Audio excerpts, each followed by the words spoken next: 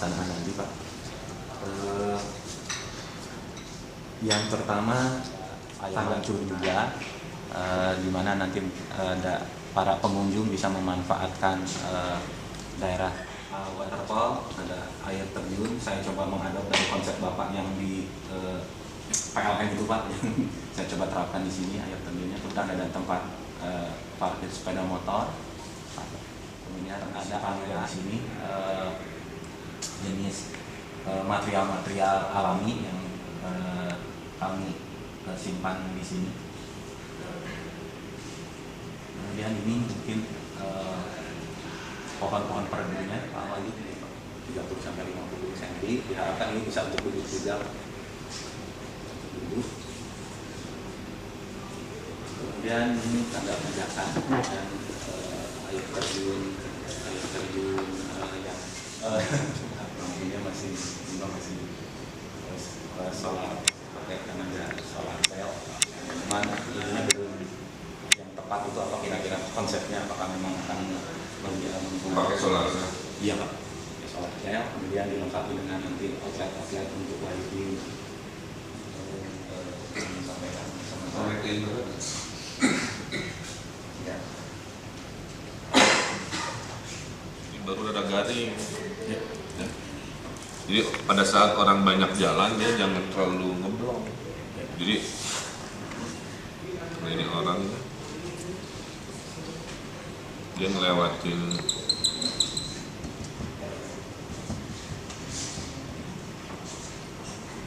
kira-kira gitulah.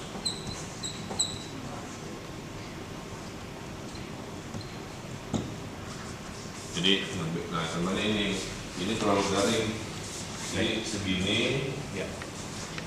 harus istilah nama ngeblok ya. Kesana udah mulai ini juga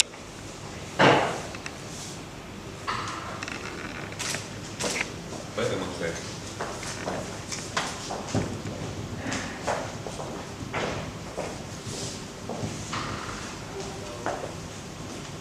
Jadi orang jalan di sini. Coba konekin laptopnya.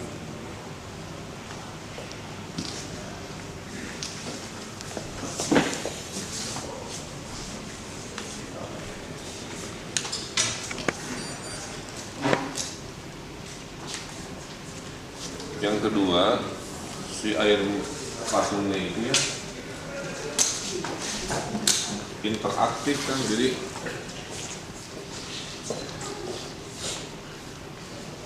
saya paling kebiasaan gambar kuda jadi sorry.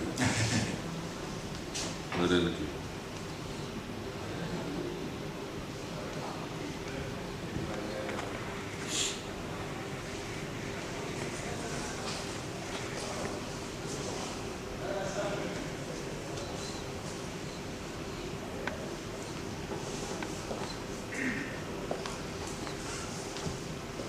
Nah di sininya dia air gitu.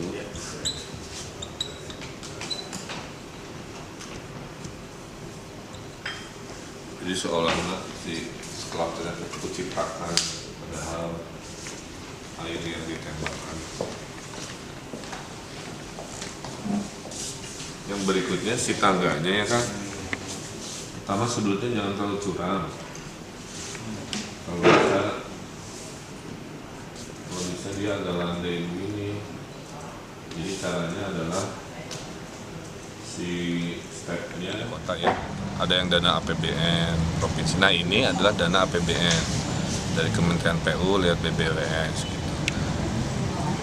Saya kasih masukan beberapa bulan lalu, jika proyek yang namanya Cikapundung bersih teh jangan slogan aja gitu ya, minimal ada aja sepenggal yang bisa diperbaiki, dipercontohkan kepada masyarakat. Nah akhirnya Kementerian PU merespon, membuat sekitar 100 meter dari jembatan Babakan Jalan Siliwangi ya ke arah utara untuk menjadikan sungai sebagai ruang terbuka publik di mana warga bisa berinteraksi mendekati sungai gitu kan, ada pelajaran ekologinya, memberhiberkan lagi.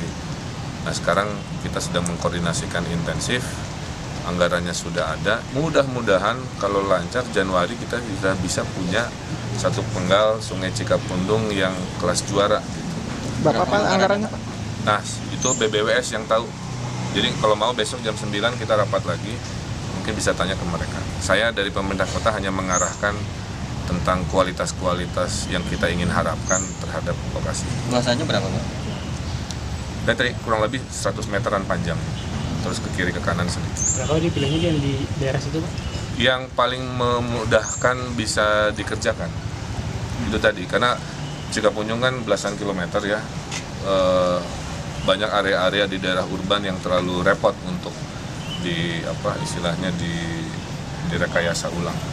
Ini daerah yang sifatnya tidak banyak kepemilikan pribadi atau diokupasi oleh pribadi, sehingga di mana kita bisa mulai di situ kita lakukan.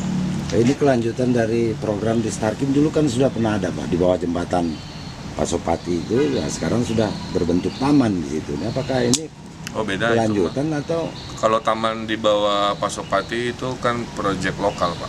enggak? Itu ada yang di Starkim, Pak.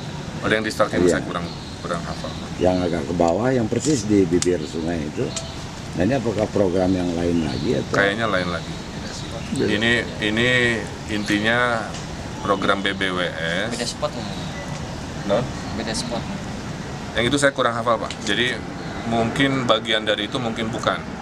Kalau BBWS itu kan balai besar yang khusus ngurusin sungai.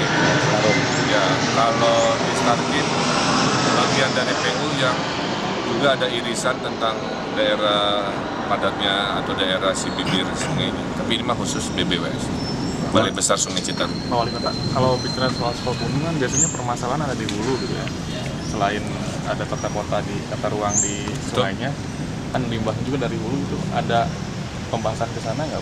Ya, jadi pada saat di hulu kan masuknya ke kabupaten ya. Jadi saya hanya bisa mengkoordinasikan agar masalah di hulu terutama kotoran sapi ya, yang kita punya problem untuk bisa ditangani. Salah satunya adalah pembuatan limbah dari itu untuk jadi batako, saya kira akan terus dikembangkan dan sudah ada. Kemudian juga pengolahan sampah yang sifatnya berbasis masyarakat. Kalau sekarang kan tiap yang punya sapi buangnya langsung sendiri. Ini bisa dikoordinasikan. Mudah-mudahan dengan kejernihan di hulu, kombinasi penataan yang kayak sekarang, terus nanti masuk ke daerah Cikapundung. Nah, yang Cikapundung kalau proyek Pemkot rencananya tahun depan kita akan bikin pemipaan untuk menampung kotoran-kotoran yang datang dari rumah tangga. Jadi ada pipa kecil dari rumah tangga, nanti kita tampung di pipa besar. Sambil septic tank komunal dikerjakan, kebersihan sungai Cikapundung bisa kita kurangi dengan cara kombinasi si kotorannya ditampung ya. Kemudian ada minggu kemarin kita mulai menggagas namanya bendungan penjernih air. Nanti kalau sudah jadi desainnya bisa kita publikasikan. Jadi air kotor setelah melalui si bendungan itu dia jadi jernih. Bendungannya kira-kira Pak Wali Kota di titiknya di lokasi? Titiknya di Bancai ya rencananya. Bancai. Titiknya di Bancai, jadi nanti setelah Bancai yang ada PLN itu airnya sudah level kejernihannya sudah jauh lebih tinggi. Kira-kira kapan Pak desainnya itu? Ya dalam 100 hari ini. Ya, jadi insya Allah awal 2014 Sungai Cikapundung ada beberapa inovasi. Dari mulai pengurangan kotoran dengan pipa, dari mulai penjernihan dengan bendungan air, dari mulai yang sekarang ruang terbuka publik di area Siliwangi. Ini konsepnya sendiri apakah nanti terlepas dari program yang terdahulu atau merupakan kelanjutan pembenahan di sana sini? Sebenarnya spiritnya sama dalam artian Cikapundung bersihnya, tapi kami di pemerintahan yang baru menerjemahkan lebih kepada engineeringnya dan menerjemahkan supaya jangan hanya slogan yang sifatnya kampanye, tapi ada contoh-contoh pekerjaan engineering yang menjadi inspirasi. Harapannya kalau masyarakat melihat, akhirnya mereka mau, dan budaya sungainya bersih menjadi seperti itu. Kalau filter buat air minum sifatnya mobile, jadi jadi kita ada sumbangan CSR, mobil filter air, bisa diminta oleh warga parkir di mana aja yang mendekati sungai, nanti airnya disedot, kemudian tertransformasikan jadi air minum. Juga akan melibatkan yang juga Pak keluar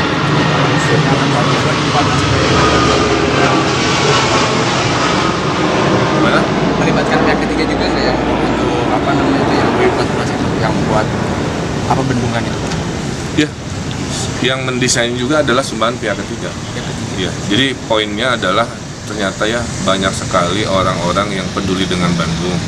Ada yang menyumbangkan gagasan kayak bendungannya, jadi itu kumpulan insinyur. Kemudian ada yang menyumbangkan tadi proyeknya dari APBN, ada yang menyumbangkan komunitasnya untuk menjaga lembur Cikapundung dan seterusnya. Saya kira spirit ini harus jadi semangat baru bahwa membangun Bandung itu harus gotong royong dengan bentuk sumbangan ya menyesuaikan dengan kapasitas. Pak, untuk profil Bapak dengan sepedanya Pak, boleh tahu Pak?